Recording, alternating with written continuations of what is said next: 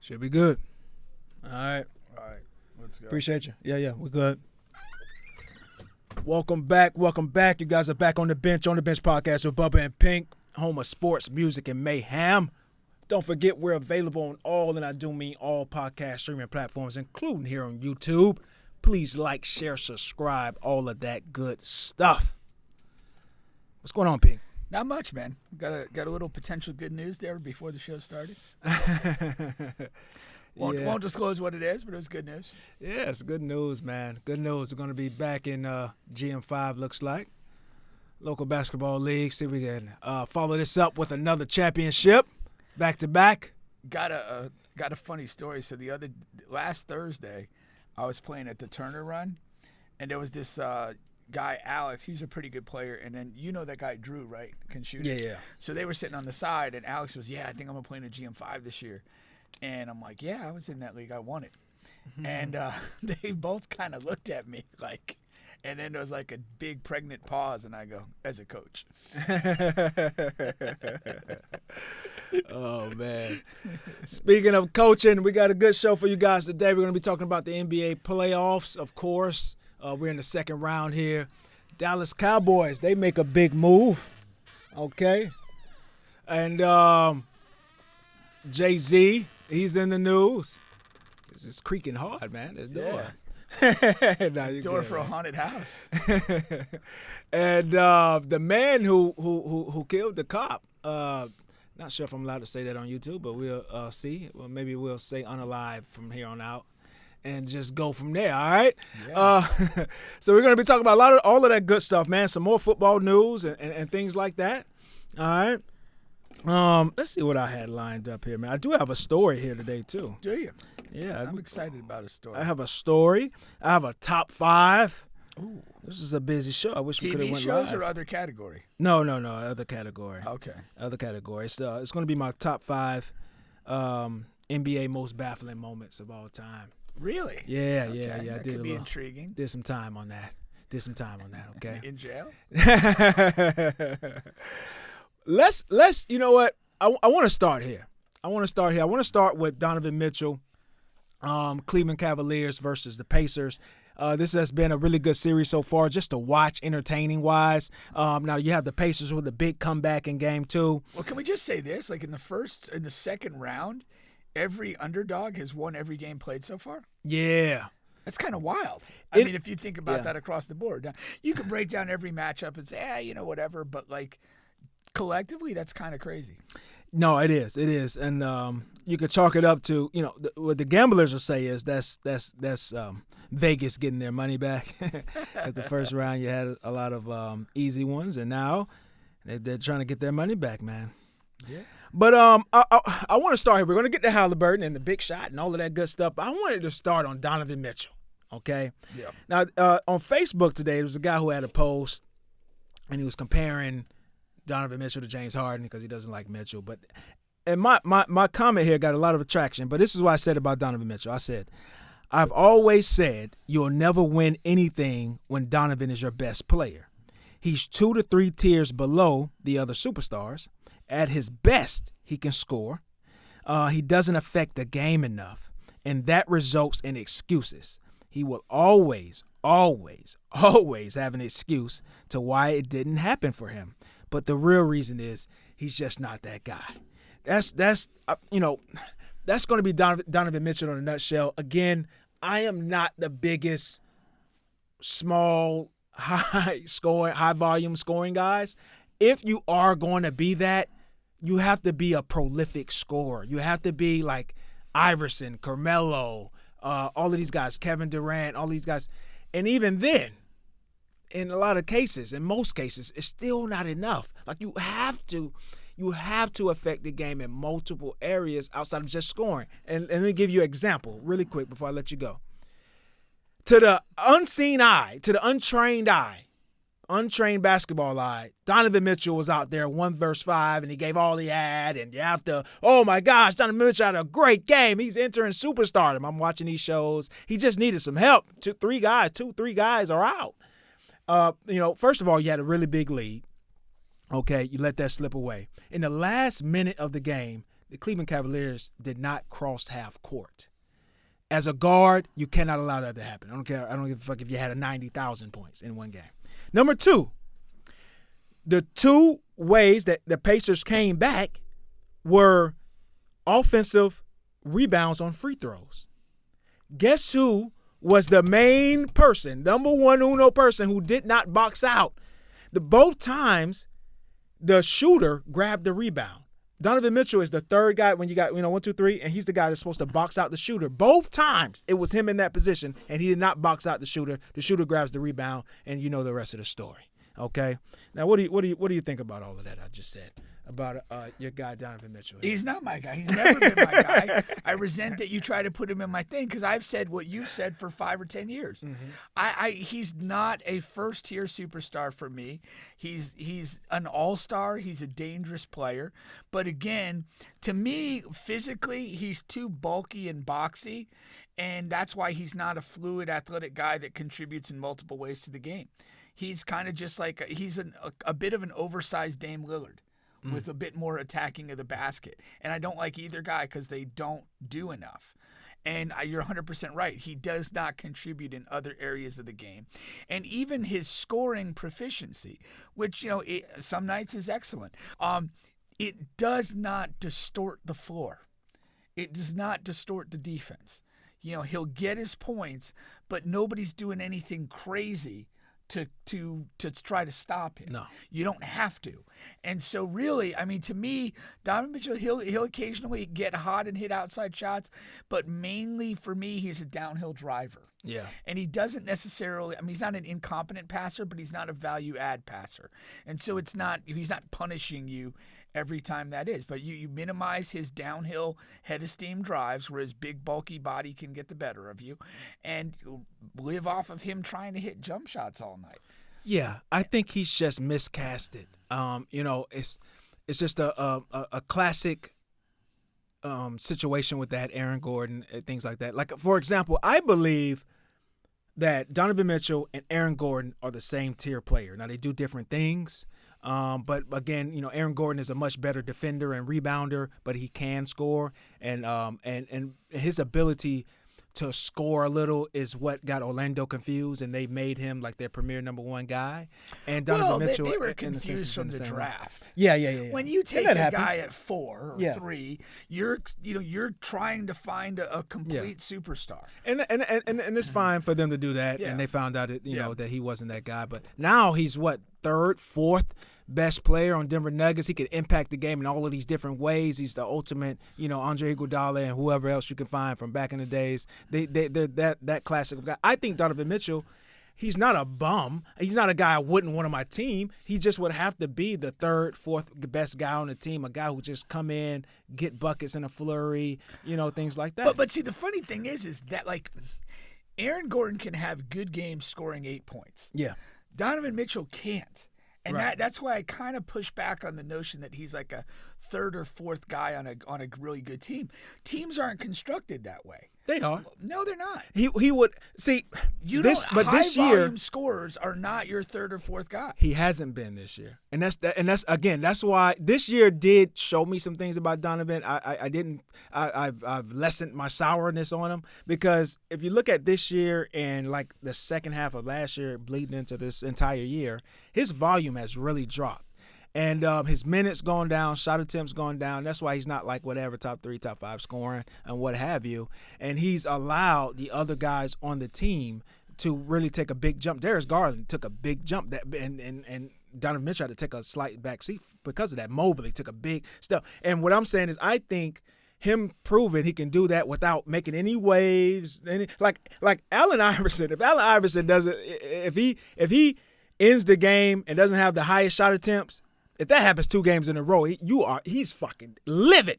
Carmelo Anthony, livid. Like Donovan Mitchell went the whole season where it's 50 games. He didn't even lead the team in shot attempts. I think he can go to a championship contending team and have that same effect. I don't Scoring at effect. all. Because his main asset is still scoring. And Yeah. now, they played good team basketball and they won a lot of regular season games. And that's all fine. And when you're winning, it's easier to take fewer shot attempts and whatever. But last That's night fair. he had 40, took plenty of shots. Yeah. And, these are the games that matter. and how is he going to function here? And I think, this is when it calls for somebody to step up and be the guy. And whether we like him or not, he's probably the best option this particular Cleveland team has. And to me, that's why they're in trouble right now. Yeah. But I also, to me, when I'm seeing the profile of a third or fourth guy on a team, I am not seeing like a primary scorer. I'm seeing a guy that brings like multitude of skills and balances your team. Yeah. And that's why I think that the reality is Donovan Mitchell is essentially what he's been for the bulk of his career. The one or two guy on a team that ain't going to get it done. And that's what he is. Yeah. And I don't think that there's an easy shift to him being the third guy on a great team. I just don't think that's a real thing. That's fair. I mean, it's totally fair. I know he's miscasted right now. I mean, as a one guy, but like you said, he'll be miscasted as a 3 or 4 guy. So he's just a high volume scorer now. And one thing, I like to take credit when I'm right, because it's not so much as I was so big on Indiana, so I'm not going to take that credit. But I never believed in the Cavaliers. I mean, I've said that from the beginning of the year, middle, end, last week before. I've never been a believer in the Cleveland Cavaliers. And a major piece of that is Donovan. But I'm not a Garland guy at all either. I just don't believe it. And I'm with you because, like, again, they didn't add anything significant from last year. No. And last year, this is a team that beat Orlando in 7 and lost to, I believe, the Knicks. And now they win a bunch of regular season games, and they feel like one of those Hawks teams under Coach Buzz. That's exactly where they're just they're really good winning team, but they don't have what it takes to win when it matters, and they're being exposed for that. Yeah. I mean, from a Cleveland perspective, and they might come back in this series, but to drop the first 2 games at home to this Indiana team, which is a good team but not a special team, this is ugly. It is. Now, and before I get to Halliburton here, on the Indiana Pacers as a team, this is interesting because the Pacers, flew completely under the radar. I mean, we were talking about every single team, even talking about Memphis Grizzlies because of Ja, before we would get to the Indiana Pacers. And that's on this level, on the national level. And it's weird because Indiana Pacers were just in the Eastern Conference Finals last year. Yeah. And if they win this series and they have an upper leg to do so, they're going to be back in it again. Yeah. And so it's like, okay, and they didn't make any significant changes in the offseason. They have younger guys that got better. And this Nembhard guy, he's so different from regular season to playoffs, and that's 2 years in a row. So my thing on Indiana is, again, they made a conference final, but to me, you didn't see what we saw with Cleveland. You didn't see the regular season jump. It didn't feel like they built off last year's playoff run and came in rolling. They were, they had good stretches, bad stretches, but there wasn't an improvement. When you look at Cleveland, they were a good regular season team last year. They were an exceptional regular season team this year. And Indiana didn't show you that jump. And so that's why I think that coming into this process, they are kind of under the radar because it's like, what to expect? They were okay last year. They didn't really seem to grow much. They haven't changed personnel in a big way. Why should we, have a big expectation? And it felt like other teams, the Celtics are still the Celtics. It felt until the beginning of the series that Cleveland had found another level of play. And then the Knicks, who beat them, beat Cleveland last year. But the Knicks with Towns and whatever, it felt like they were maybe a bit more dangerous. Yeah. And so that's why they're under the radar. I read an article this morning, and it said that they loved the idea of Giannis to the Pacers. And then I fell in love with it. Like, that's honestly... It's a romance novel. Yeah, that's my number one team for him now. Like, that's like if what I would want to see, I would love to see Giannis. Like the pace that they go at, the way that they play. Then you have like Halliburton, a true point guard, but he's also not afraid to take shots. They have the shooting, they have size. Like Giannis, you put Giannis over there, and they have pieces and draft picks to do it. They'll have to make peace with Tyrese's dad. For real. Yeah, imagine that. Yeah. They'll fucking ship his dad off to Quebec somewhere. They had He'll to. be get a season-long ban from the arena and practice facility. He can attend no NBA games. Exactly. They did ban him for a while. They did. It's I think the rest of the playoffs. Yeah, rest of the playoffs, right? Which would be funny now if they beat Cleveland and get another round. I know, right? The ban just stays longer. But yes. Now on Halliburton here, man. But I want to just take a shot at his dad. That was like just a super douchey move. Like really, you're not even a man if you're doing that. Like your son's a great player. Good credit to him. And when your son's a great player, you have no reason to be a dick. Yeah. That like if you think about this, your son is a all-star, face of a young franchise, gold medal Olympic player. Granted, he didn't play much, but like and a guy that people seem to like. Yeah. Like you should just be proud and full of class. There's no need to be an asshole. Like you just diminish, like anything your son's done. Like what are you even doing, dude? Like read the room. Don't be a dick. It was so weird because it wasn't a situation. It's not like Giannis was, whatever, doing something to Halliburton throughout the series. Right, or like, if he took like some like crazy flagrant foul on him or yeah, something crazy like that. Make it something where we can understand. Yeah, it was just horrible. And I'm happy they banned him. I applaud that. I'm glad Halliburton didn't defend his dad in the press conference. No, he was right afterward. away. Yeah. And that's class on that speaks to his character. Yeah. I mean I've been this way like too. If your kids are wrong, they're wrong. Like don't make them right when they're wrong. If they're being attacked unfairly, if they're being miscast in some way that's not accurate to what they are, but when they're wrong, let them be wrong. And you're saying the same should go for parents. Absolutely. Yeah. Okay. So kids holding parents accountable. Yeah. Oh wow. I'm all for it. My No, kids tell me all the time when I fuck up. And it's okay. I'm like, that's fine. That's your opinion. It's your opinion. You're obviously wrong, but at least you're trying to think. Yeah, there you go. We want thinkers over here, man. But yes, of course, a lot of Halliburton's peers think that he's the most overrated player in the league. And Halliburton actually talked about that in the press conference, and they were actually chanting the overrated earlier in that game, in that second game. And Donovan Mitchell apparently kind of gave the crowd a signal to calm down, which I respect that. Yeah. I do respect that. I do. Still didn't keep him from, ripping the hearts out of Cleveland. And so where are you on Tyrese Halliburton right now? You have two impressive postseasons. We'll see where this one ends for a young, bright point guard here. Where are you at with him? I like him a lot. I really do. I think he's a really good person and a really good player. And I applaud that. I'm all for that. I want as much success as he can have. He is the type of player that you want the league to be built around and feature a guy like that. He cares about the game. He's gotten better as a player year in and year out. His shot has gotten so much better. Yeah, I mean, why should we not respect and applaud what he's done? And in the last two playoff runs, he's shown he kind of rises to these moments.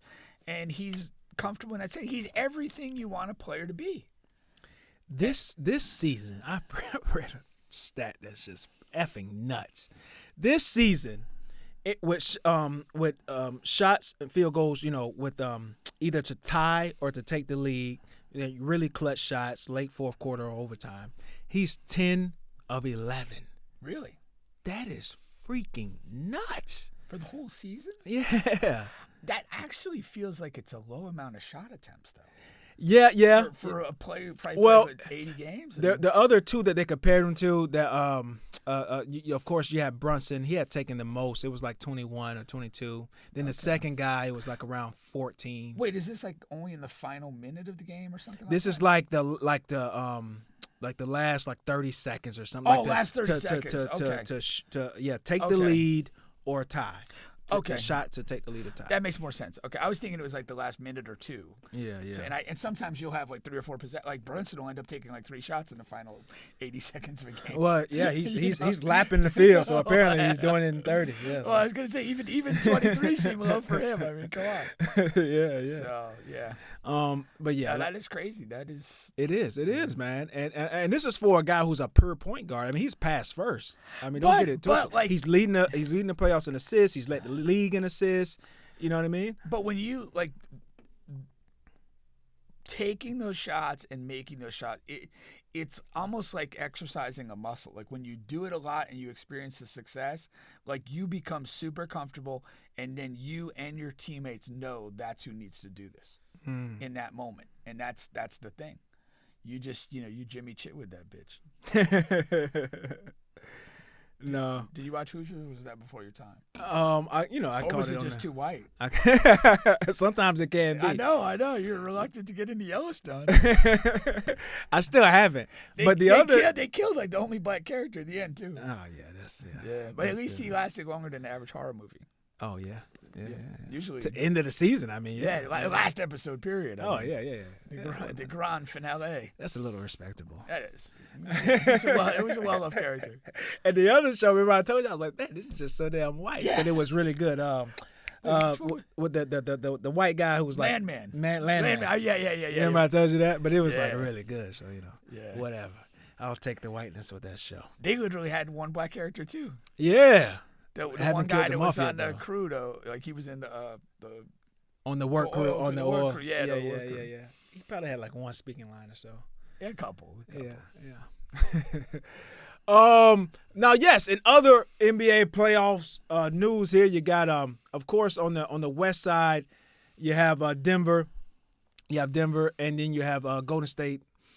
Now, well, Denver is playing against OKC. Thunder tonight. Denver's playing OKC, and then of course you have Steph Curry and the Warriors playing against the Timberwolves. Now, let's start with Timberwolves Golden State, because you have Golden State taking game 1, and Steph Curry, he's out for most of the game, and then you have of course you have Ants, his coach, after the game is saying that his effort was called out by the coach.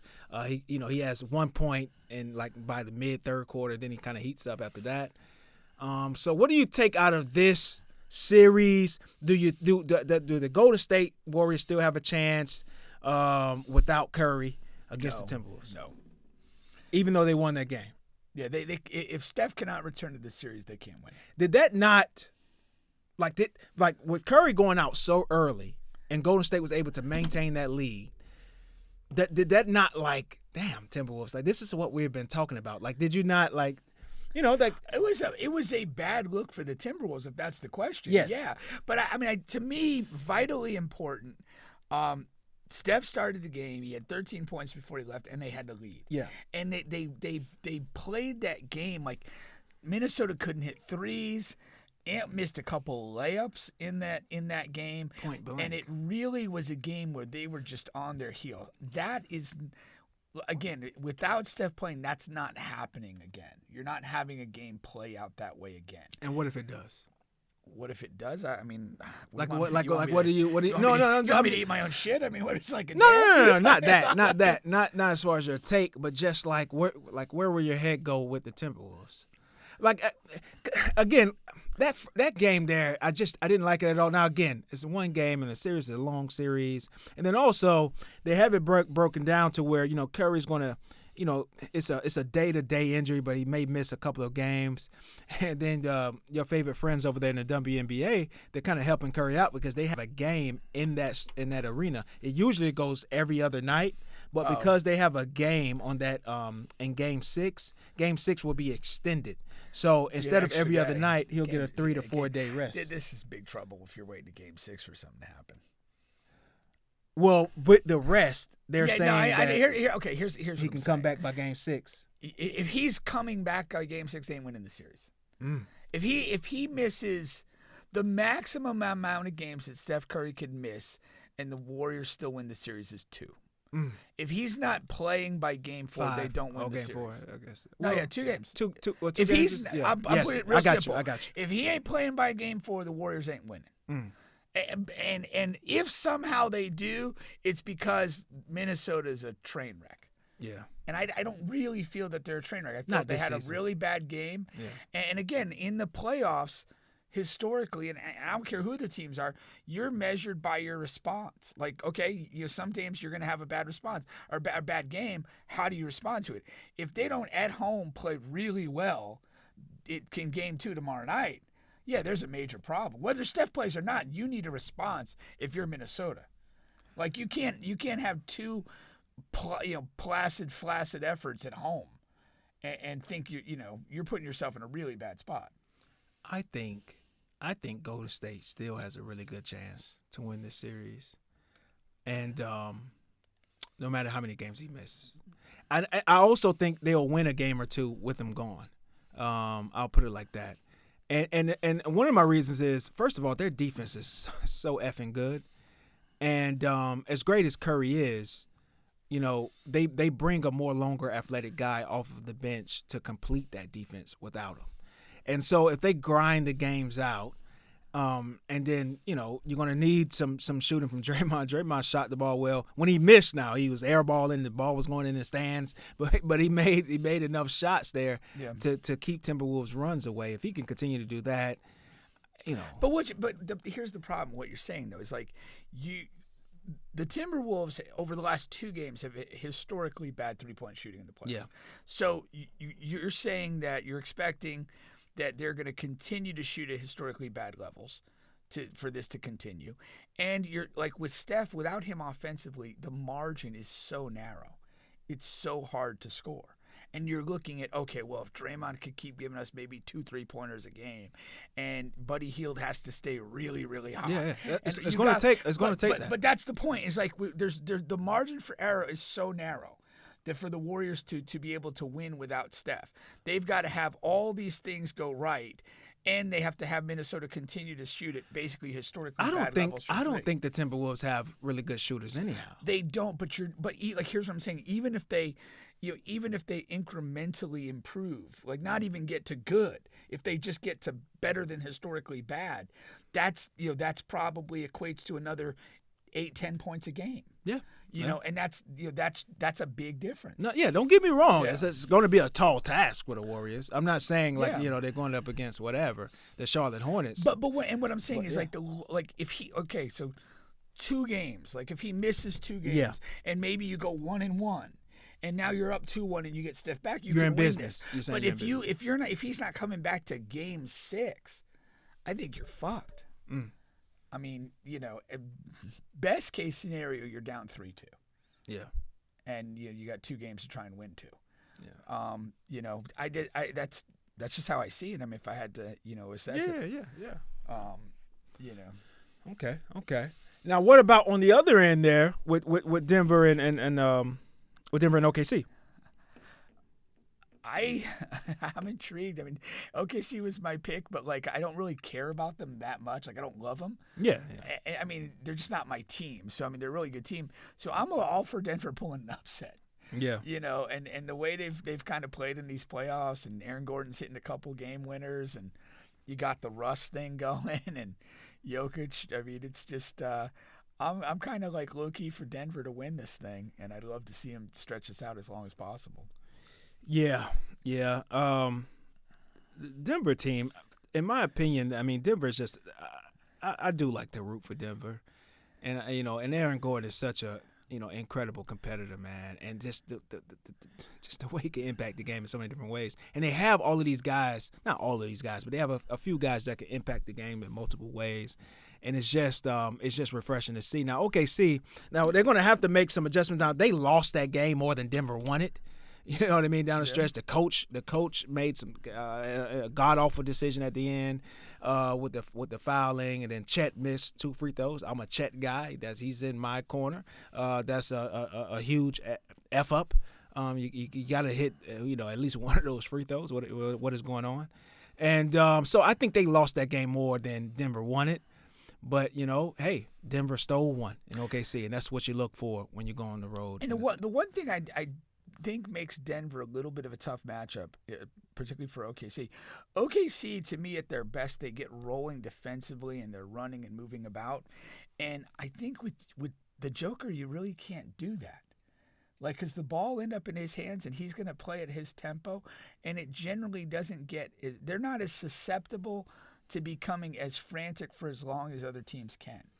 And I think that plays to Denver's side as far as keeping the game competitive and getting to the end, and maybe making free throws, missing free throws, coaching decisions can turn the game at the end.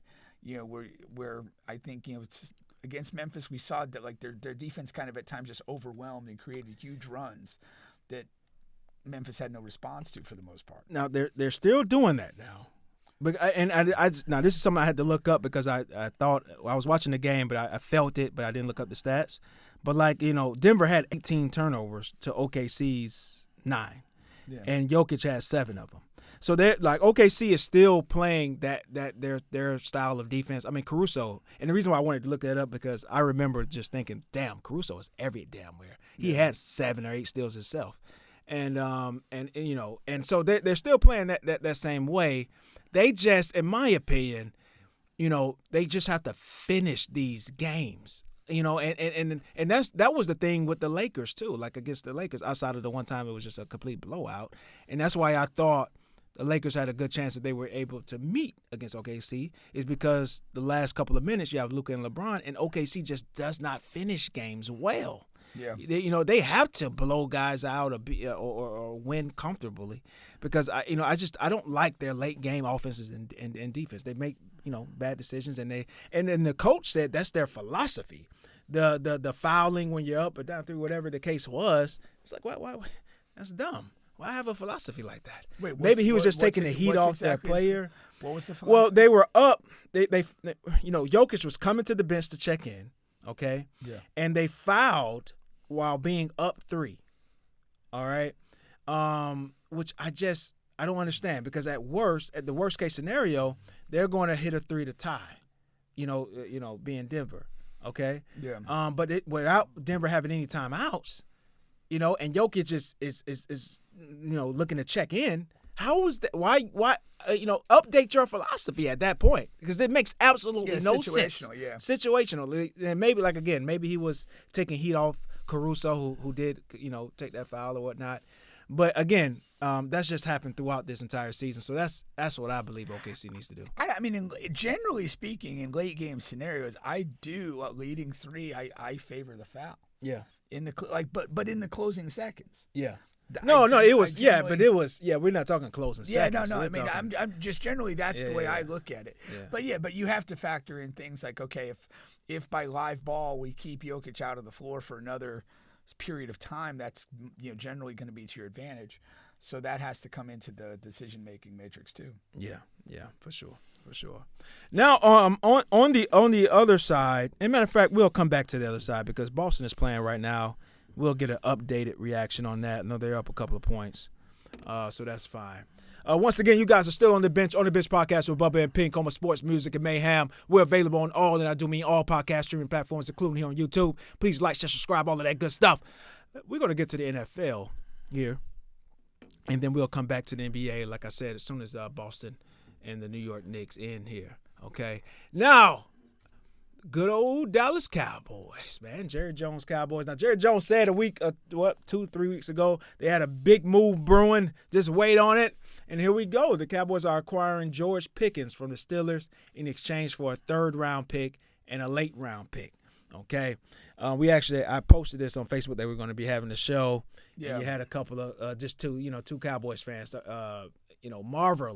marveling over how cheap they were able to acquire this guy. Okay. Now you want your take or my take? I'll go with my take. Go ahead. I think George Pickens is an emotional mess. I don't think he has the temperament to fulfill his physical talent and never will. Wow. He's just an idiot. He does not understand how to behave and play professionally in the game. I think we have enough data to show that. Yeah, for sure. I mean, he hasn't grown one damn bit. He makes the occasional great physical play, and that's not the level that top receivers perform at.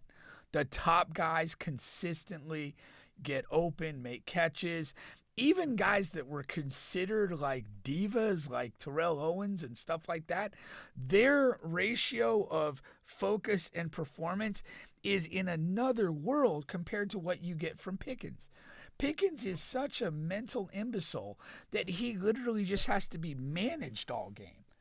And like once he's literally, he is from a mental perspective, he is CTE AB with 1/3 of the talent. And if you remember, Pickens is a guy, once he gets in his head and once something perturbs him, so like that affects his game. I mean, if you remember down the stretch of last season, he was dropping passes. Yeah, that's not really finishing, what I'm talking about. Not finishing routes. You had, you got, former players on national platforms saying, "Look at this. He's not even finishing his route. He's not catching the ball." And that's all of that is because of the how emotional he gets throughout the time of the game in certain games and situations. He becomes like to the team a burden. Yeah. He can still make a play, but that whole he ain't finishing his routes. Oh, he's like whatever. Yeah, get him out of the game before he gets a personal foul or does something. Like you have to manage that type of personality, and it takes away energy and focus from what you actually need to do to win games. And I think that this is a horrible pickup for the Cowboys, and a kind of a gift to the Steelers. The other guy that got that and again, I think he's out of the league now, is Claypool. Oh, yeah. He was the same type of guy. Yeah. But no, he was a Steeler. I remember there was sideline mics of they were in 2 minute and he got tackled and he's got upset and he's arguing with somebody and Tomlin gets him out of the game and he's like, dude, it's got to be bigger than you. We're in 2 minute and you're wasting time arguing. We don't have timeouts. We got to run a play, and you're wasting time because your emotions can't allow you to focus on what needs to happen. And Pickens is that type of player. And, I mean, Claypool, thankfully, 4 or 5 different teams probably picked him up, and he's never performed anywhere else because he's not mentally capable of performing. And Pickens is basically that. My thing on this is, and I agree with everything you said there because I was able to pick that up, during the times he was having those issues. I think this is a decent trade for both teams. The Cowboys did acquire him for, a cheap price, if you will. The problem with that, though, is, and the reason why I'm not over the heels with that is, number one, you are bringing a potential problem to your locker room. Number two, his contract is up after this year. So, you're going to have to pay him. And then, you say third round and late round like it's nothing, but third round picks are valuable in this league. So if he has a whatever season he has, if he has a really good season, you're gonna have to pay him really big money, and then also fit that into your already shitty salary cap. So however you do that, you do it. But if he has a bad season, and then yes, you can move on from him, but you've already spent draft compensation, a third round and late round pick, on a team that needs third round and late round picks to fill a team over your high salary guys you already have on the team. So I see a potential issue either whether it goes good or bad. But I guess for this upcoming season, it is a low risk move. Now, I think you almost made the argument of why it's really a bad move. Because now you make this trade and now you kind of have two choices. Do we make the trade and extend him before or during the season? That's going to be on his mind. Of course, that's what he wants. And so his people will be in your ear about that. But then you don't know, how does he adapt to us? Does he show any maturity, any focus? Or is he the same idiot he was in Pittsburgh? And you don't want to pay for that. And so ideally, the best thing for the Cowboys is to bring him, have him basically play for a contract and play well, but then you still have the risk that he gets to the end of the year and he goes somewhere else to get paid. But I don't see any other way, because I think you're damn foolish if you extend him before this season's over. But again, that's what he wants, and that's kind of what hedges your bet of him moving on. But at the end of the day, you don't trade for a player like this because he is a bad bet. Yeah. You don't feel good about this. You don't feel good about the decision of extending him. You don't feel great about the decision of riding it out and maybe you lose him somewhere else. Then why are we trading from the beginning? This is stupid. Yeah. And then on the Steelers side, what I can really see happening is a wipeout, is a bottom out. And because, they're still waiting on Aaron Rodgers. What a fucking, joke that is. But, in any event. It's like those poor little kids waiting for Santa. Yes. Or, yeah. Kids, it's your damn parents. I was going to say something. Santa doesn't exist. But yeah. And so with that, right, they can bottom out because you give away your number one receiver. They you don't have a quarterback. Your defense is whatever. And then, you bottom out for one of these top quarterbacks, which I do believe that Baby Manning is really legit. And he'll be eligible to come out in the draft. And all by all accounts, next year's draft is a much stronger quarterback grouping.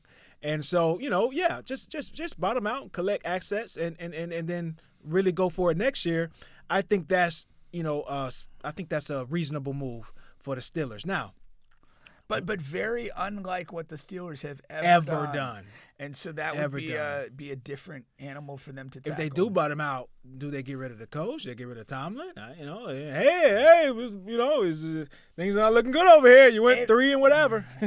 The reality, if your plan is to bottom out, the better thing to do would have been to mutually part ways with Tomlin at the end of last year. Yeah, before this season. Give him the opportunity to maybe find a better option.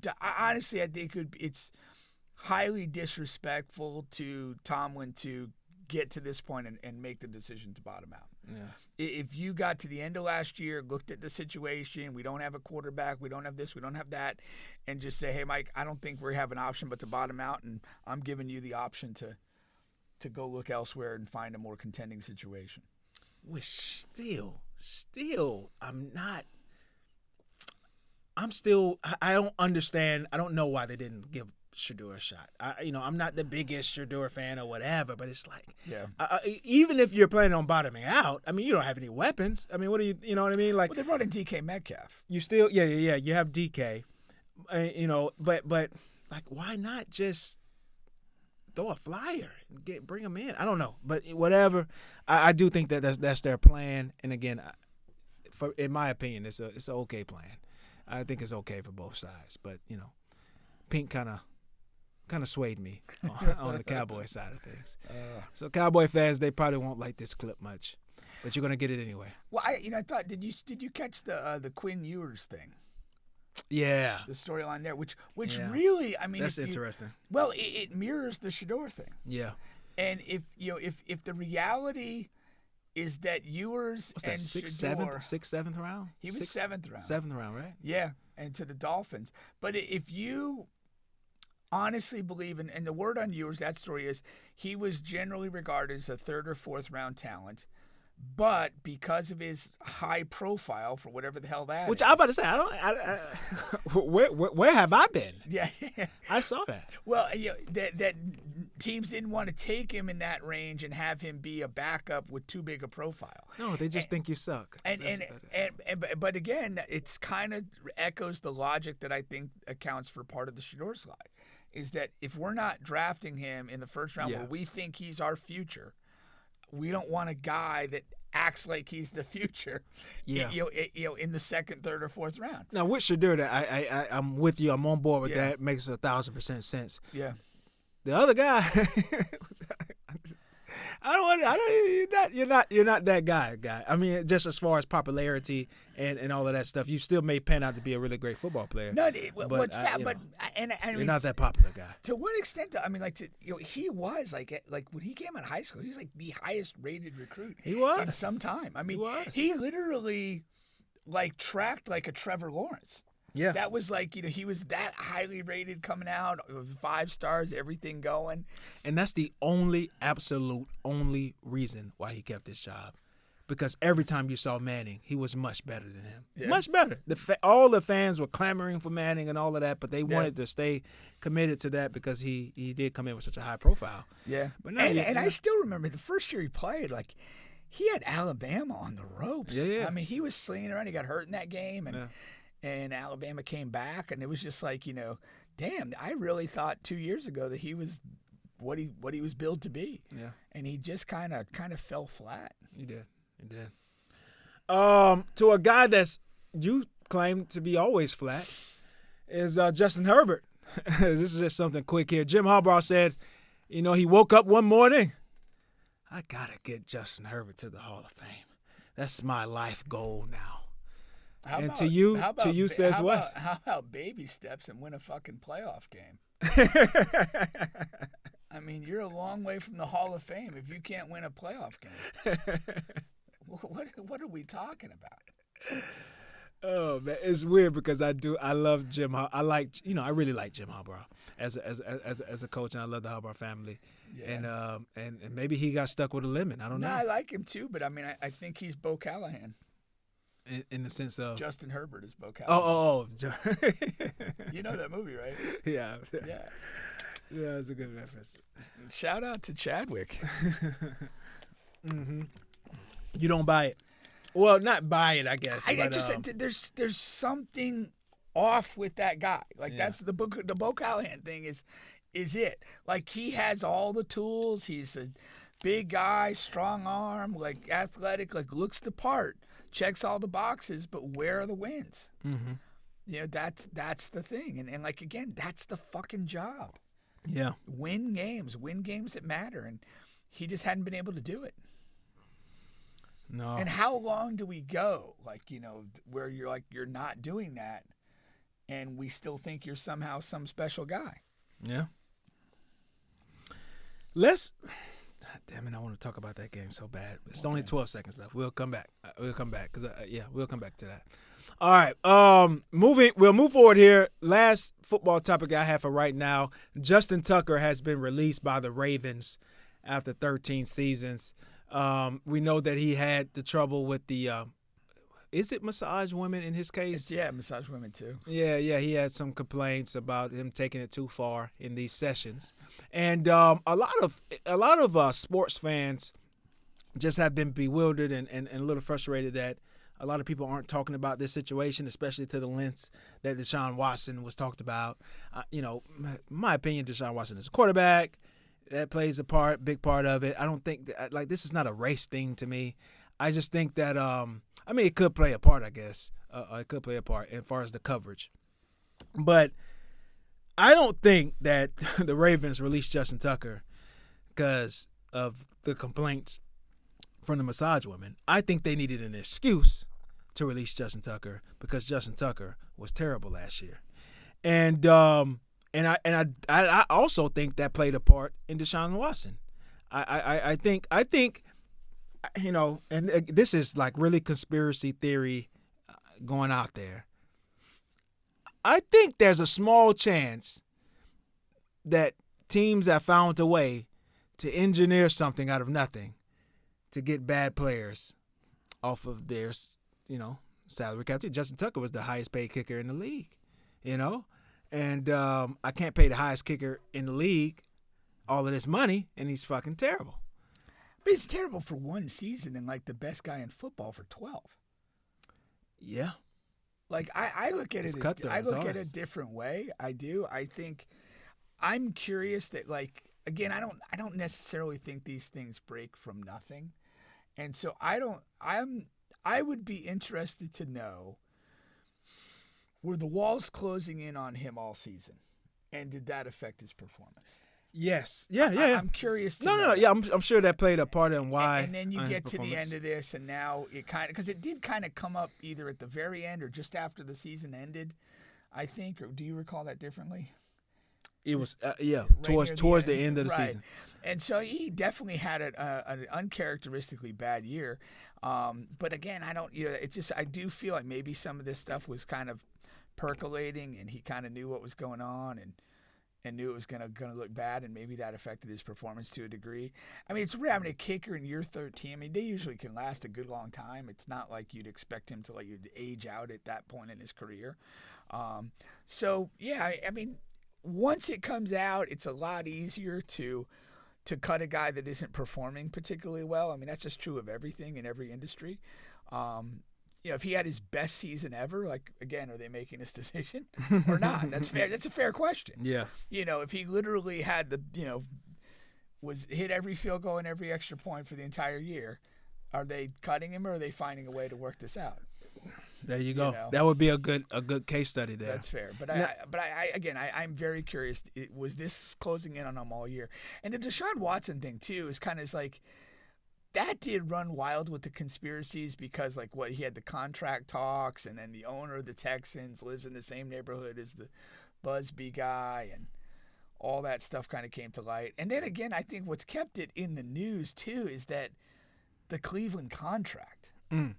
Like that's, nobody with a brain thought that was a good idea.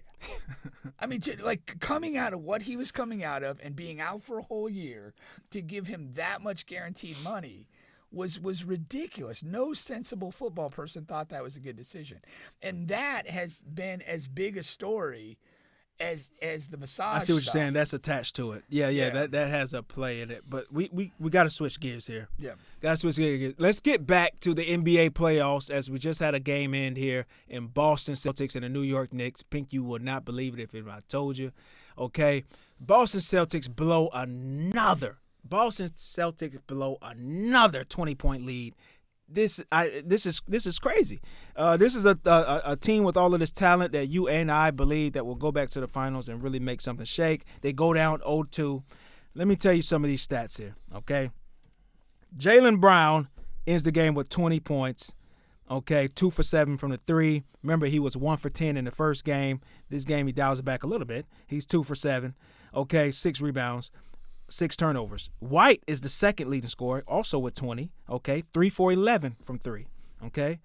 Jason Tatum, the guy who's we never believed in the superstardom. We talked about it all along, but from Olympics up to now, what's going on? Why don't we believe in Tatum? What's going on? This is not. Our boy Cliff was going hard for him today. Going hard for him. He believes in him. Tatum, must-win game, 13 points, 5 for 19, 1 for 5 from 3, okay? That just won't cut the cake. It will not cut the cake. Now, in the first game, it was a nutso job from 3-point. Nutso job. I mean, you in the third quarter, only one of their shot attempts was not a 3-point attempt. I've never even fucking seen or heard of that before. Okay, and then this game here, they take 43s. So that's a little. They're 10 for 40. Whatever percentage that is, that's not good, okay? And you go from there. So now New York. What was the how many times did the Celtics get to the line, and how many times did New York get to the line? Let's see here. From the free throw line, New York got there 10 times. That's not a lot. That's it. Yeah, it's not a lot. Okay. They get there 10 times, and let's see here, 5, 9, 11. They get there about 13 to 14 times in Boston. So Boston got to the free throw line a little bit more, actually. Yeah. So what's going on, man? They're down 0-2. They're in a lot of trouble. I mean, to a degree, live by the 3, die by the 3. And again, without watching the game, like one of the things that can happen when you're kind of swinging the ball around and shooting threes and missing, you kind of have these really empty possessions. And a lot of times threes will yield long ball rebounds that the other team can kind of push off of. I don't know without watching the game that was the situation, but they obviously didn't shoot it well from 3-point range, and that could be a thing that you're up, you keep shooting the threes, you get long rebounds, the other team runs out, and they get what they want. Now, bigger picture, Bill Simmons was at the game 1. He really felt watching Jaylen Brown that something's wrong with him. Yeah, that he may not be healthy. He just doesn't look like the same guy that was in the playoffs last year. I felt like the game that I went to here with the Celtics in Orlando, he didn't look good to me. He looked like he was kind of like only interested in playing bully ball, and it wasn't efficient. Like he was, he'd drive into bodies, he tried to kind of bully people down, and drew some contact, got the call, sometimes didn't get the call. And he didn't look good. He didn't look like the game was easy for him. Yeah. And that's a problem. I mean, again, in the title run, he was arguably the best player they had. And he still is. It's just not. It's not. Huh? No, he is. Yeah. I mean, no, he's not playing to the level that he was last season. Yeah. But in this postseason, he's still their best player. I mean, that's not even a thing. He wasn't the best player in the game I saw. He's been the best And player he for wasn't the the Boston best. Celtics in this postseason. I saw a playoff game, and he was not the best player in that. In one game, And he you wasn't, just talked about. And he wasn't the best. And he wasn't the best player in game one. Yeah. Game one he wasn't, Right. but he has been in this postseason. Yeah, I think the now again, it's not the same. It's not the same. Not the same person. You know what I mean? But yeah, I mean, I'm looking at it now. It's not even close. He's been the best. But again, I had to look at the stats, so it's not fair. You don't have the stats. But yeah. But I also measured off of what it looks like, and that's Yeah. why when I went to the game, he looked like a guy that's laboring through a game, trying to bully people and not playing good or fluid basketball. And if that's your I'm just best talking about player, postseason. You went to the regular Celtics season, right? Boston game here Celtics. in the playoffs. Celtics Magic game. Okay, Magic okay, game. okay. Yes, Okay, it was a okay. playoff game. Okay. It was like 10 days ago. Yeah. No, he looked bad. And again, when I saw a good chunk in game one, and that's what he just looked bad. That must have been the. So I'm saying they've played 16 7 point game. playoff games. Now the 16, he had a 16-point game. Maybe that's the one you went to. Was it the first game? No, it was the second. It wasn't game, the second. It was game 4. Game 4. Okay, game 4. So that's because the second game he had damn near 40 and 10 and 5. So you know what I mean. Now the fourth game, let me see, 1, 2, 3, 4. He had 21, but he did have a rough shooting game. But when 6 of 16. I know. He had a rough shooting game. When you're watching it, that wasn't shooting. It was the way he was approaching. Just the game. moving. Yeah. Yeah, and I mean he was just playing bully ball. Yeah. And that's not him at his best. This. The funny thing is when you look at a team, when a team wins a championship. We'll put it in context. Like Paulo has had great statistical games, and I fucking hate him. Yeah. Like I don't think he plays good basketball. Yeah. And so to me, like I can watch the product, I can see stats, I can also see what I feel is But you also would still say that Paulo is Orlando's best player. You're not going to say anybody else was their best player throughout the playoffs. So my point is, yes, Jaylen Brown is not playing to the same level he was last season. Yes, there may be something still wrong with him. I'm saying, and what's a bigger thing here is that's a problem that he's still the best player on that team. I mean, like you take for the night, like I said, Jason Tatum having 12, 13 points. That's not going to cut it. He played bad last game. He was off really off and on in the Orlando series. So it's like I'm saying that's an issue. And then you have your surrounding players that are not playing as well as they did last season either. And I am a big others guy, as Shaq said. Porzingis was terrible in game 1. What did he do tonight? Yeah, they said he didn't. Well, he had 13 minutes. He only had 13 minutes. That's saying something as well. Yeah. Something may be wrong with him, And by contrast, the game that I saw in Orlando, he was very good. Yeah. Al Horford showing age. I mean, he's 0 for 1,000. Well, but here's the thing. Like, back this up. At the end of the day, this is a failure to lose these 2 games. Make no mistake about it.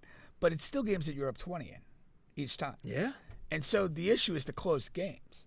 It's not that you're completely incompetent getting mopped off the floor. You're in command of these games and you're losing command.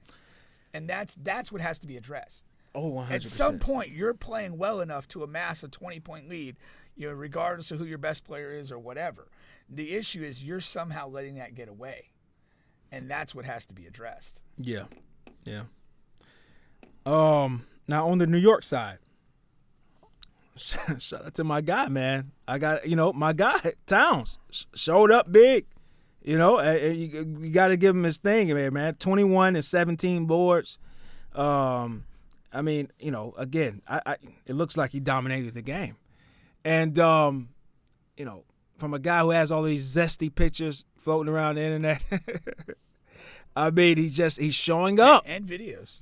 He's showing up in this postseason, man. I mean, he's had a rough, bad game here and there. But overall, man, I mean, he's showing up. And my whole thing about Karl-Anthony Towns, it was not that – it wasn't that he I believe that he people are saying he couldn't get it done. He was a bad player, stuff like that, mentally weak. I don't think it's that he's mentally weak. I think that once the move was made to go to New York, I just thought that he fit so effing great with that team and what they needed. And as long as he did what he normally and always does, I thought that it would be a great fit from the beginning. And you know it because I said it as soon as they traded him. I've been saying it all along. And that's why I became a Karl Anthony Towns guy, is because fit matters so much in sports. And I think this is a perfect fucking fit. You know, you have Brunson, who does a lot of fucking driving to mid-range shots. You have to show extra attention. Then you have Josh Hart, crashing in for rebounds. You have all of these guys who can drive the basketball, and then that's drawing the big man to the paint to defend the paint. And Karl Anthony Towns is going to knock down shots. They need him to really rebound and play defense. He rebounds and plays defense. He's fucking good, man. He's fucking good. Shout out to Cat. It just is what it is, you know? No? No, I don't respect him. I don't like him. I don't care. Yeah, but when a guy has a big game, a good game, and he's fucking doing great, you gotta notate it. Yeah, you know what I mean? That's what they have a box score for. I'm not changing my opinion on Karl Anthony Towns. I know what he is, and it's a piece of shit. This is a magical run. What if this run goes all the way? It'd be bad for basketball. Oh my gosh. You don't want a person like that being crowned a champion of your sport. I don't know why. Because he's a bipolar bitch. That's different than the worst. What's the worst? What are you talking about? We'll get to the worst here shortly. Go ahead. We'll get to the worst here shortly. Maybe we'll just move there now. Matter of fact, yes. Let's move there now. It would be interesting to see where this goes here with that series. I mean, down 0-2, but Boston still is the better team. Hopefully Tatum comes out with a 50-piece next game. He's fully capable. Okay. All right. Where are you here? Okay, here we go. This is my list here, okay, for the top 5 most baffling moments in NBA history. All right. Okay. All right. Top 5 most baffling moments in NBA history. Baffling things, baffling moments. I'm struggling to figure out what's going to be on this list. Yeah, I had trouble There's nothing coming immediately to mind. Okay. Now for my people at home, really quick here, I just want to make sure they know what baffled mean, because a lot of people, you know what I mean? Totally bewildered or perplexed. Okay. All right. That's really what that means. All right. So that you know. Number 5. This can be positive or negative. This one here is going to be positive at number 5. Jeremy Lin Sanity. I think throughout NBA history, and this is modern NBA, so I'm not going to go back to Wilt Chamberlain and Bill and all those guys and Kareem and all those guys. Okay, this is modern NBA. Jeremy Lin Sanity is my number 5 on the top 5 most baffling, craziest things I've ever seen in the NBA. Just his little run that he had? Yeah, the little run. We've never seen a guy in NBA history, his level of a player, have a run like that. And he completely, not only did he take over the NBA, he took over the world. That was he did. I mean, it was a crazy moment. He's on fucking every ABC News. He's on fucking CNBC. You know what I mean? For essentially a regular season run of play. Yeah. It's kind of crazy. It was. It was completely crazy. Okay? But, again, a huge part of that is he's Chinese. Maybe. Oh, 100%. But we've had many Chinese guys. Yao Ming never had a moment like that. No. But what I'm saying is, my apologies if he's not Chinese. I believe he is. I think he is. But no, the fact that again he was essentially like kind of a marginal role player. Yeah. Then goes on a run, but the fact that he was Asian or Chinese made it even that much weird. Yeah. Like that was definitely a part of the thing. Right. Like if we're gonna say like Caitlin Clark phenom was part of the Angel Reese. Right. Yeah. Like was that's part of why the insanity thing kind of had some extra legs. Yeah. And I'm sure WNBA, Caitlin Clark is going to be on that list, okay? But I'm not doing that list. I thought we were talking about NBA. yeah, I'm not doing that list. Please, don't burden us with that, including anything from that other league, would be more baffling than anything you're going to offer on this list. Number 4. Okay, I struggle with this, but this was a baffling, crazy moment. Rockets, Clippers, tunnel war. Do you remember this? Coming, Chris Paul, going down like a secret tunnel. Austin Rivers, going down a secret tunnel. Guys about to fight, not fight. You got that was nuts. That was definitely. And the fact that the write-ups were so detailed. Yeah. Like that you had like a secret. The secret tunnel. Like, yeah, what do you mean? like, What are you talking about? Yeah. These guys want to get. They're planning a sneak attack. Like dudes have had, I'm sure they had fights in the back and different things have happened, but it's never been like so reported with such a level of detail that just pushed that story over the edge. It did. I like that.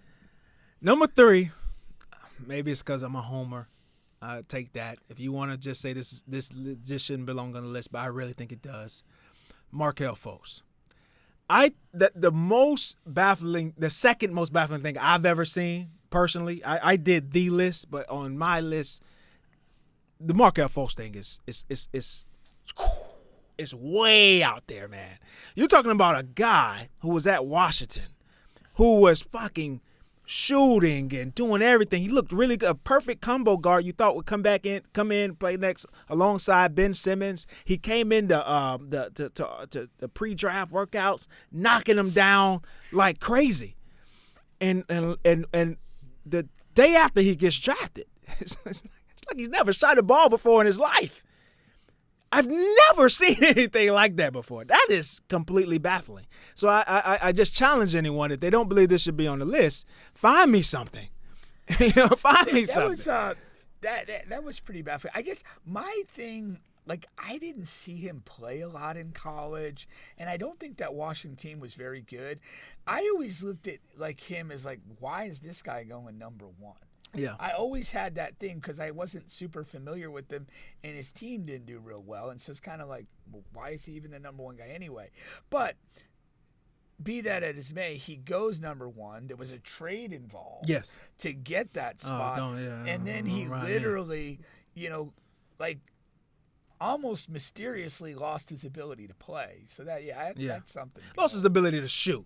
Because he did drive, and, he was still like, whatever. I could see. Like, he was dunking. He was driving. That's the thing. Like, it wasn't like whatever. He fucking, tore his knee in 1,000 places. Right. He didn't overdose on cocaine the night of the draft. He just forgot how to shoot a basketball. I don't know. They tell me that's the last thing to go with age. You still be able to shoot forever, and but not for Markelle. Okay, number 2.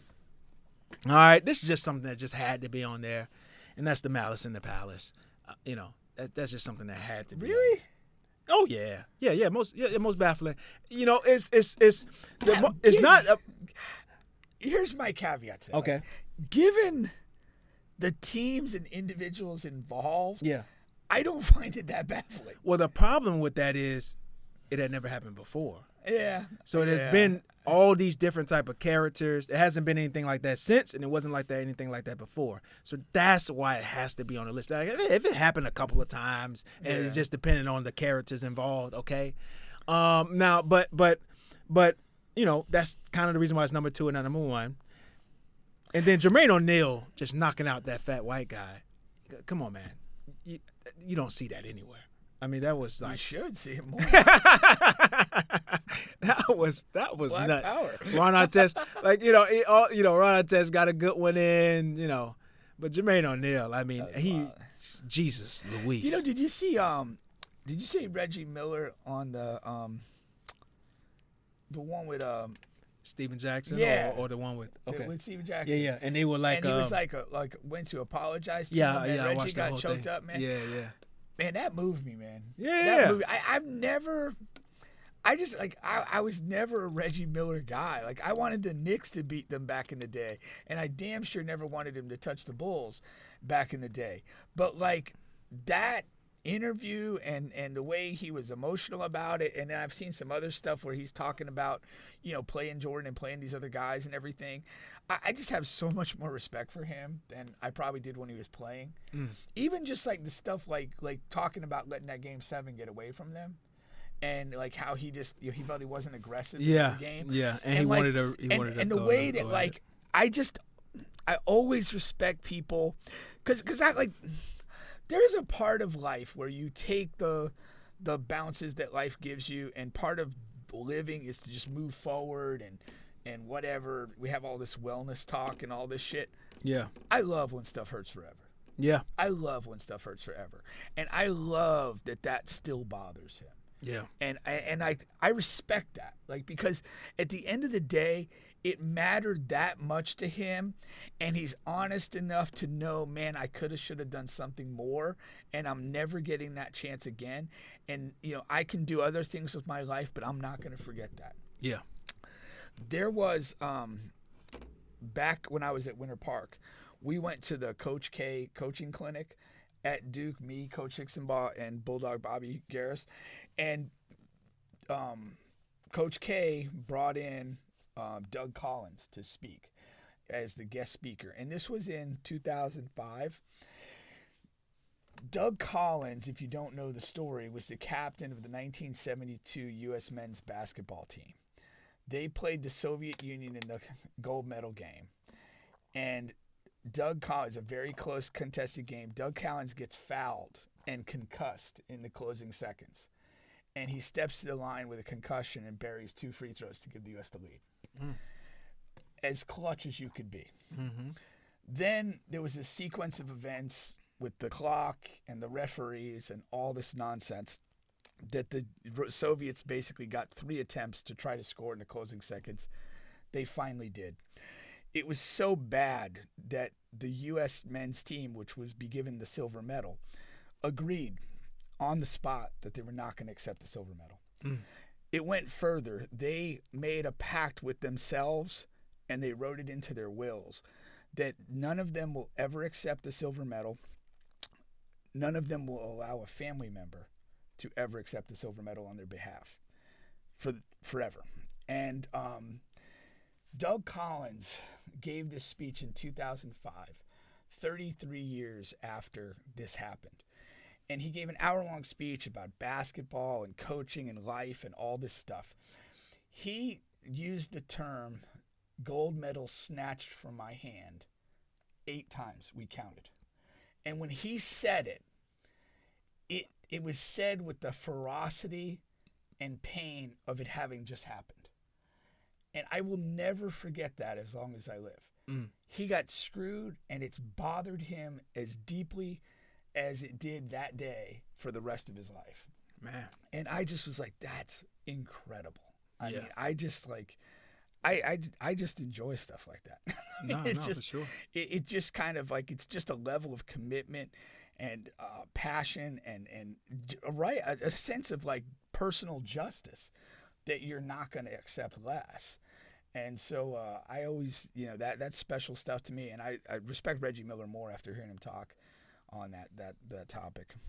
100%. Now, coming in at number 1 of my top 5 most baffling things or moments that have happened in NBA history, it's no other than James Harden. Okay? Just his existence? His James Harden in the playoffs. Okay. And that's why I foreshadowed from Karl Anthony Towns,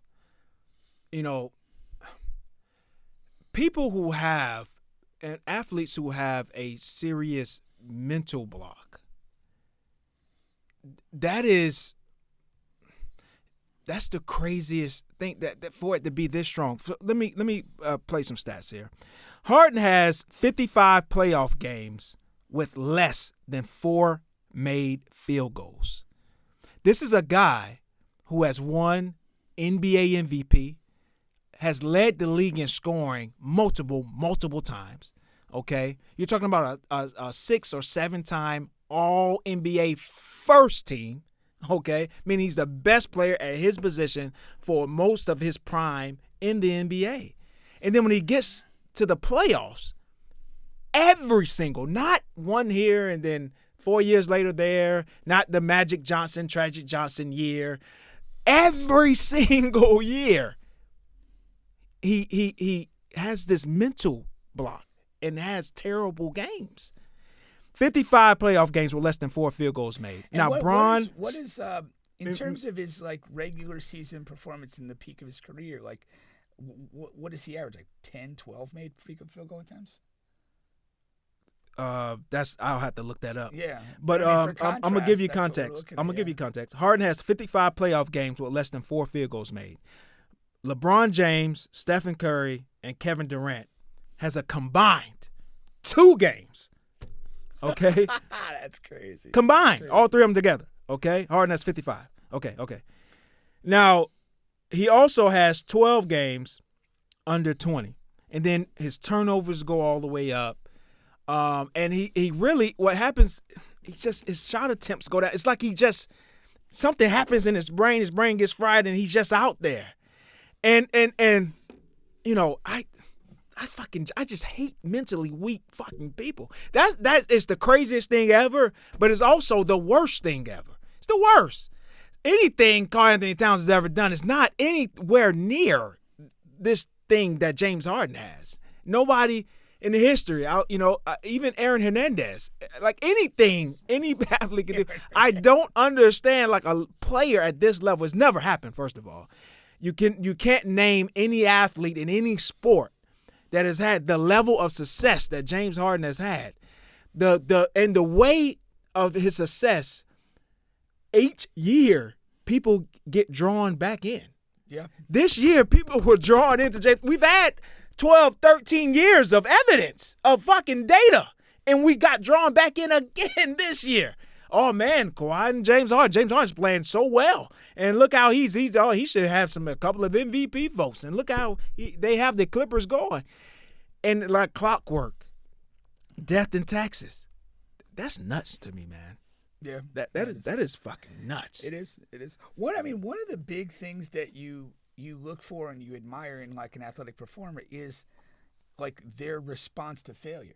Yeah. Like, and it's like he just repeats failure over and over again. There's no growth. There's no response to that, and that's just extremely frustrating to watch, or do anything with, at all.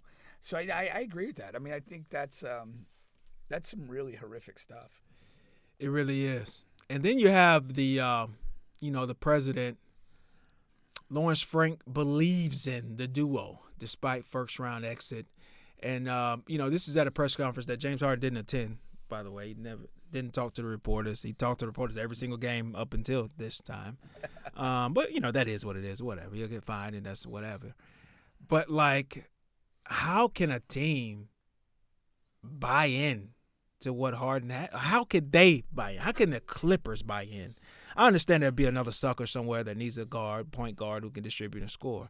But how can the Clippers buy back in? They have to. His contract is up, so they're saying that they're going to re-sign him. Yeah, not just bring him back. Yeah, not trade him on an existing contract. Right. You're going to commit to pay him more to basically be the same guy that fails when it matters most. I don't understand it, but I don't understand the Clippers, period. And granted, Kawhi did well this year. Yeah. I thought they should have blown it up 2 years ago. Yeah. When Kawhi could never be healthy when it mattered. Paul George was also not a super healthy guy when it mattered. And then Harden, the Clippers are a mess. They're just stuck in this perpetual playoff mediocrity. And right now, I think a team can talk themselves into Kawhi. A team could, based on you get this a year. relatively healthy season. Yeah, I think a team can talk based themselves on into this Kawhi. year, you could easily do that. I mean, Yeah. if you're going to blow it up, he's the far more appealing piece, Right. than James Harden. Yeah, that's what I'm saying. If I was the Clippers, that's what I would be. The last thing on my mind will be bringing this duo and this team back together. That'll be the last thing on my mind because you have good enough ancillary pieces around Harden and Kawhi that you can compete in a tough West. Like those Zubac and all of those guys that they have around those two, that can work. But it's not that Kawhi is bad. I'm just saying that he has. I think now he has good trade value again. Well, yeah, because he played enough this year at a good level that you could get somebody to buy it and say, hey, yeah, this is our answer. Yeah, like if I'm the Clippers, I'm in the Giannis sweepstakes. Who knows? Yeah, reboot with Giannis. Whatever. Like I don't know how. If I'm the Clippers, I don't know if he'll come or whatever. But I will be there. I'm putting a hat in. If I'm, even to a certain extent, if I can a sign and trade with like Harden and some parts. Yeah. Something. Be open to it. Yeah. But all right. Overall take on the list. Pretty good. I mean, I like the Malice of the Palace I would have put further down. Yeah. There was, God, I can't think of it. There was something when we started this and I started to think about as being a super puzzling thing. I thought you were going to have the Luka trade on there. Nah. And then, but I can't think of the other thing that was just really shocking. Oh, no. What I was thinking of is the Magic not signing Shaq. That's tough. Just not that stupid poll that was run at the That's time, tough. and just not bringing Shaq in and say, "Here's the check. You put whatever number you want on." Yeah, that's tough. You know, that was crazy. Yeah, it was. No, 1,000%. Let's get to this this viral story here. Okay, of course you Cincinnati have, police fatally shot an armed 18-year-old. Next day, his father killed a sheriff's deputy. Okay. And maybe it's because oh no, that's not why. I think it's because I had it muted. Okay, let's read this. Let's hear the story first. Cincinnati police fatally shot an armed 18-year-old. Next day, his father killed a sheriff's deputy. Ryan Hinton, 18, was fatally shot by a police officer who responded to a report of a stolen vehicle around 9 a.m. Thursday morning. Rodney Hinton Jr., 38, allegedly hit a Hamilton County Sheriff's deputy Friday afternoon. Yeah. Let me read this again. So that's the story here. You got this father who not allegedly, he killed his, not laughing here, but he killed the sheriff's department deputy days after the police shot his 18-year-old son here. Okay. What's your overall take on it? Your child is the most valuable thing you'll ever have in your life. And if somebody takes that away, all things are off the table. Like, I'm not going to find fault with this guy at all. Yeah. If somebody killed my child, that's how I would react. That's how I would expect myself to react, and I would be disappointed if I didn't. And, the dynamic here that makes this a story is that it's a police officer. But, if a pedophile abuses and kills your kid, do we find fault with the man who kills the pedophile? If some random dude in a school shooting kills your child, would we find much fault in the father killing that guy? So why should this be any different? It's way different, man. For you, not for me. The thing on social media, especially Black Twitter and all of that, it's like, okay, was this man standing on business or not? Whatever, Just, oh man, let me get back to this thing here. Was he standing on business or not? Right? And I just think that it's foolishness in my eyes, man, for a couple of reasons. Number one, you didn't kill the cop that killed your son. That's the missing piece here that can tie the loop. Okay, all right, I understand. But just killing a random, like in your scenario, you said you killed the pedophile, or that person killed the pedophile, unalived the pedophile that did something to your child. But just going out and just unaliving a normal, regular police officer that had nothing to do, just because you're upset that your son died, that's lunacy. That's nuts. That's lunacy, and it's not right. It's shitty. He's a bad person. He's a fucking. He should go to prison and be fondled with by guards and other inmates. Like, why? Like, these people, like, police historically together have done a bad job in the Black community. From community to community over across the United States. And what do? When they fuck up and hurt people, they stand together. That's fine, and they should stand together here. But not every. And if you're gonna stand together, you become exposed to this. And I'm okay with in your scenario, you say, okay, yeah, if my child, or whatever, and this and that, well, that innocent police officer, who they showed his records. He doesn't have any records of any wrongdoings or any complaints from anybody. I have a friend that is a police officer. You know what I mean? He works for the police department. if this guy, kills my friend, and my friend does, he's a black guy. That the fucking nicest person on fucking planet Earth. Totally. Works for the police department. He kills him just because, that's fuck. This is another one. I don't understand where are we at here in the world? Just a random police officer? You know what I'm saying? Like just a random guy? I disagree. How? And then not only that, if you exist in a system where justice does not exist, like it's okay. If you don't get justice from the police, attack them. Attack them where they stand, where they sit. It doesn't matter. If there's no justice, there's no peace. You attack the person. You can attack. You're attacking the institution, and that's fine. That's what a rebellion is. But that's not a. It's not a rebellion. This is not a rebellion situation. It's a vengeful first shot.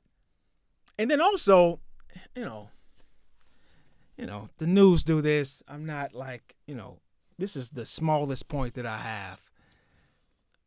But it's Jesus Louise, man. It's not like the fucking, it's not like this kid had stuff. The kid was doing stuff. The cop should not have shot him. But like, it's, goddamn. I mean, the cop could have died too. We don't know what's on this kid's mind. Now, he should have shot to injure or fucking whatever. But it's like, this is not like the George Floyd or the kid in Sanford. It's not like that. These were not the same situations. This is a different situation.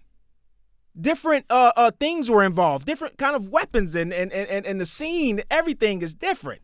It's not a guy who just mind his own business outside of a fucking convenience store who wouldn't move, or a guy who was wearing a hoodie walking down a neighborhood just trying to get home.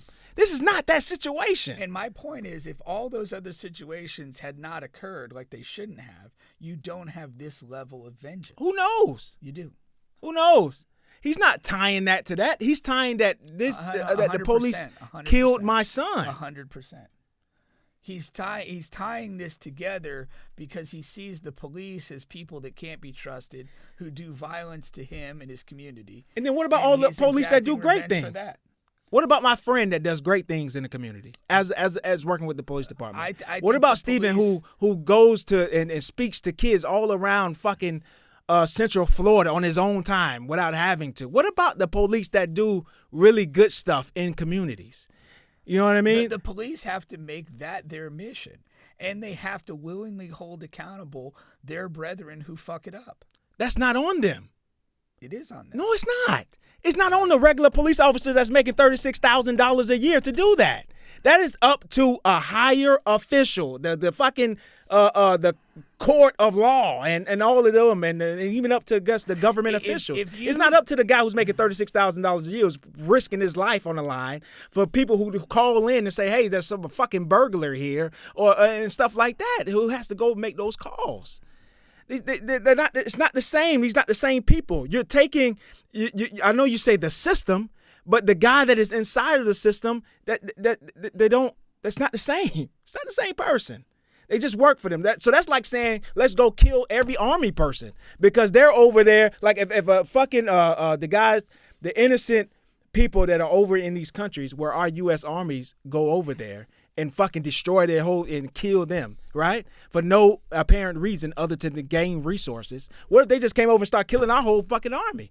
That's what they do. Huh? That's what they do. In a war. In a war zone. But this is not a rebellion or a war. I'm saying innocent army person, the people like my niece who is now in the army, a motherfucker just come over there and shoot her dead in the head when she hasn't even fucking been over there yet at all. Wait, I'm not even following what you're saying. If somebody's deployed, I'm not saying the person is deployed. So they're sitting at their house in whatever. Bing fucking go. Yes. All right. A regular army man is at Walmart. Okay? And this guy in Kuwait had a U.S. Army man kill his daughter just because they looking for resources and stuff. And he said, oh, you're in the army? Pow! Like, what are you talking about? I haven't even been over there. I've only been in training and like what are we talking about? You don't get any fucking brownie points for killing an innocent police officer that had nothing to do with your son dying. That's not a G. You're not a gangster. You're a fucking coward. Why don't you go kill the person who, unalive the person who has something directly? Are you scared of him? Do you not have internet at home? Could you not have found out who it was? That is a bitch, in my opinion. That's what that is. Because where I'm from and where I was raised, you go do something to the person that directly has something to do with you. You don't go do something to the small, short, innocent man. That's bully mentality. That's the guy that had nothing to do with it. That's so horrid. Now he's going to a place where he deserves to be, and they'll take care of him in there. They will. They'll take good care of him in there, and Yeah, I disagree completely. blessings to him. Well, I know you don't disagree with that part. I do. Because they will take good care of him in there. That I don't care. They're going to to do that.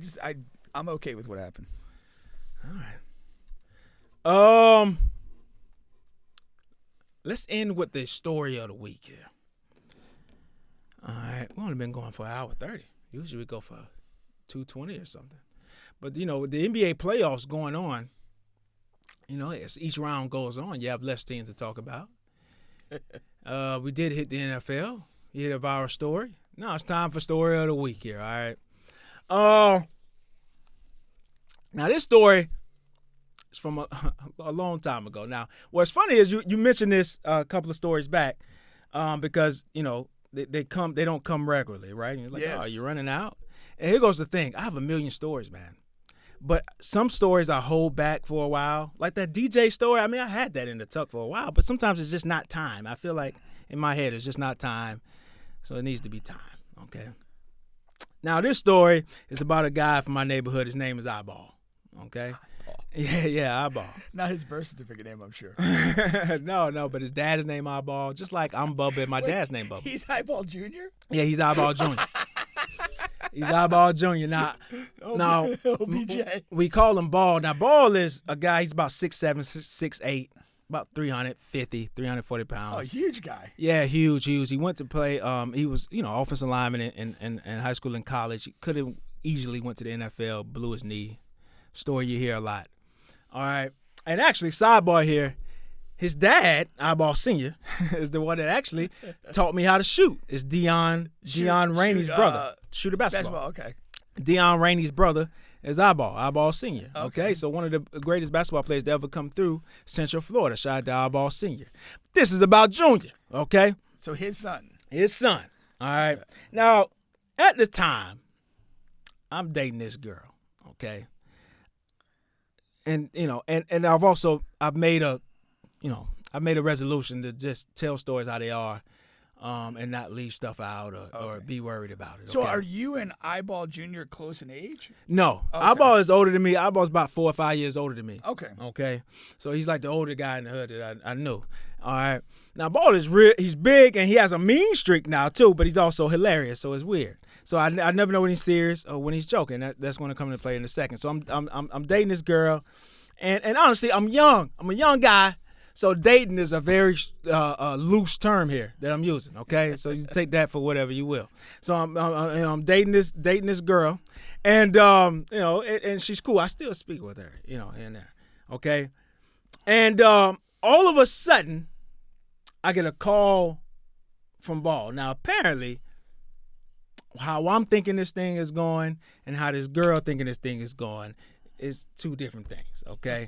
I'm like I said, I'm dating, okay? And in her mind, this thing is progressing. So she's, she's getting around family. She's like, yeah, I'm dating this guy. And, you haven't met the family, though, have you? No, not at all. Okay. And now, is Ball a guy that would call you?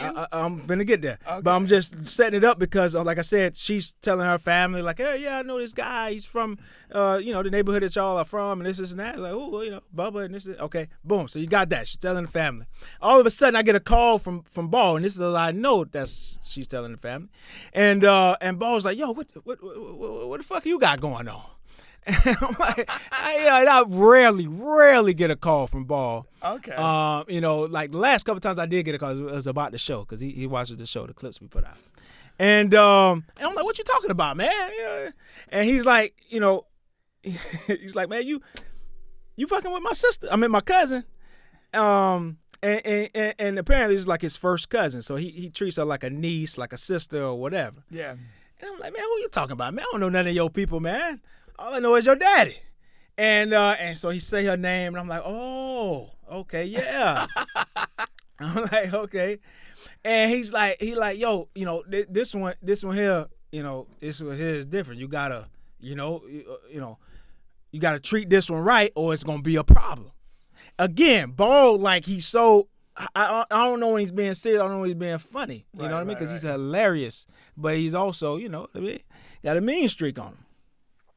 So I really, I don't pay it too much mind, and we continue on. Okay, we continue on for a little while. Then all of a sudden, she hits me with an ultimatum. Okay, got to get serious, or I got to leave you alone. My family, my family want this to go somewhere, or I can't continue. Oh wow! Now this ain't her family. This is Ball. Okay, Ball hating on me. Now, listen. I do have a cousin or two that I feel that about, but it's a little. Cousins is, you gotta let somebody go, okay? Like, you can't protect your sisters and your mama and your auntie. You gotta let somebody go, okay? And let them do whatever they gonna do. Now, she tell me that. Now, the first time this has ever happened in my life, okay? I'm not really ready to let this thing go. Even though I know I got the ball thing out there. Okay. So how did you play the ultimatum then? You kind of came up with a third option?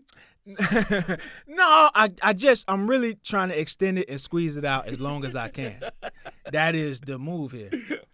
Going into soccer time wasting mode. So what she does in her brain, I guess she says, okay, so he's not going to do that. And then, okay, so she going to separate herself from me. Okay.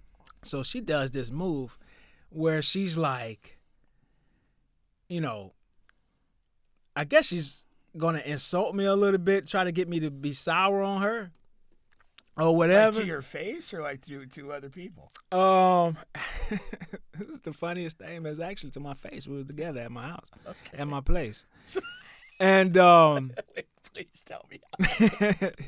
Like you're just hanging out. What did she say? You little dick bitch. Like, what's going on? For real? She said, she says, I was really trying to, I know you don't really want to understand, but I was really trying to make this work. But, you're really the smallest guy I've ever been with. You can see it coming. Oh, that's great. Say, what? You're really the smartest guy I've ever been with.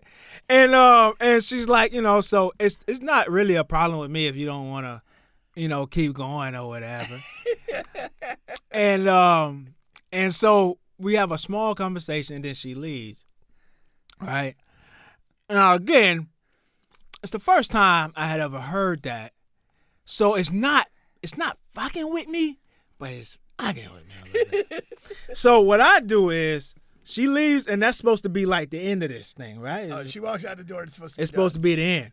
But what I do is I put together a 2-week masterpiece. Ooh. Of like just like I have to get her back in here, and my goal is like I'm just gonna try to fuck the shit out of her to get some sort of. I got to get some mojo back before I move on to the next girl because I need my confidence back. She went a little bit. So I'm pulling out all the stops, whatever it is. You talking flowers, you talking, okay, we want to go to here, date there. I'm calling every day. I'm texting, I'm checking up, even though it's supposed to be over. You know what I mean? I got to show. Is she responsive to Yeah. Okay. But at first, like, it's not about, she's not really trying to link up or whatever, not really trying to take me serious. But again, I'm going really hard as I can in my brain for how young I am, all right? Now I could do this, way better. For all you listening out there. And so I I completed the mission. Oh, how long did it take? 14 days? Took a couple of weeks. Okay. It took a couple Bubba weeks. gets it done in a fortnight. Now, whether that made a difference or not, I don't know, but it helped me because I got my confidence back. Okay. And was it truly a great performance on your part? I believe so. Would it be among your top 5 all time? Yeah, top 7. Top 7, okay. Top 7. All right. And but like I said, the thing I take away from this story, you could take that away, but the thing I take away is like, damn, where does it end? We can't protect everybody. You know what I'm saying? We can't protect everybody. And some people just don't, like me, I don't protect nobody because I believe women are going to do, screw and do whatever they want to do. Yeah. You know, they're going to do whatever they want to do. That's the better way to put it. What you think? About what exactly? I mean, about the story and about that. What I'm saying, I guess like in terms of once people reach an age of adulthood, like I really think that they are gonna do what they're gonna do. Yeah, we're talking early 20s. Yeah, and that's adult. I mean, now there is a. Personally, I've never found myself, fortunately, in this place where I'm close to somebody and I really see that they're on a really bad path. Like, I've never had to deal with that experience. So you never had to deal with an experience where that person is with somebody that you really don't like. Right. Or they're just pursuing a path, maybe whatever. They're just doing shit that's just really dangerous. I just haven't had that anybody close to me. I'm thankful for that. Yeah. But I mean, I would like to believe that there is like a level where I could see, if I have enough information that I would feel comfortable to say, hey, I need to say this for my own conscience. You're just not, you need to get out of this situation, or we're going to be having a whole nother conversation, or we may never have a chance to have another conversation. Yeah. And so I'd like to think that there's a line there. I haven't personally been there. But I'm just not one of those people that, like, just as a matter of principle, I need to be in everybody's business that I'm close to about who they're seeing and what they're doing with that person. There's just a comfortable space that I think people did that. Now, and honestly, like, to the credit of my kids, who this kind of most pertains to for me, it's like they seemingly have done a good job in that. Like, maybe I could claim credit for parenting, but like they just haven't put themselves in like a lot of those positions. And I'm not the type of person. Like, my daughter's had a couple different boyfriends over the years. It's like I've met them. I've never tried to do like some weird intimidation move or any of that. It's like usually I'll just connect with them and all is cool. I mean, I'm figuring if she's bringing you to the house, like there's a reason for that. Yeah.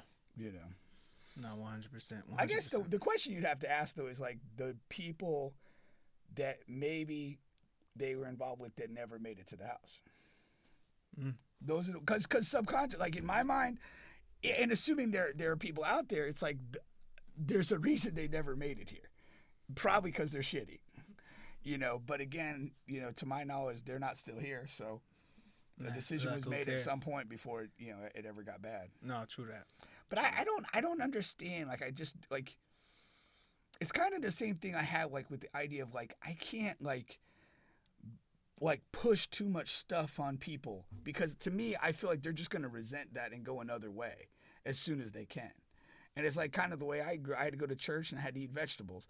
And when I got to be old enough, I don't do any of those things anymore. Because to me, those were two things. I never liked them.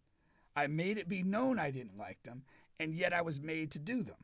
And at that point, it's like, here's the path. Like, I'm not going to follow this. Like, so, if you try to be like too controlling, and also, I mean, have you met a lot of people? Like, I feel like I've met a number of people that like, they did have like parents that were kind of like hyper controlling of their dating life and things of that nature. And almost every damn one of them like went through a bad spell. Oh, a bad spell? Well, I mean, they wild out. Like, yeah, that's what I'm saying. However, however the parent wanted it to go, it didn't go that way. Trust me, buddy. Yeah, it happens a lot in like heavy religious households for sure. Especially if like that kid is going to college or something. Yeah. That's where I've seen it the most. Yeah, definitely. Definitely. So I just don't think that's the way to go. All right. Well, let's end the show here. I got some stuff to do right here, trying to get this thing off of here. So on the bench, we'll see you guys next week.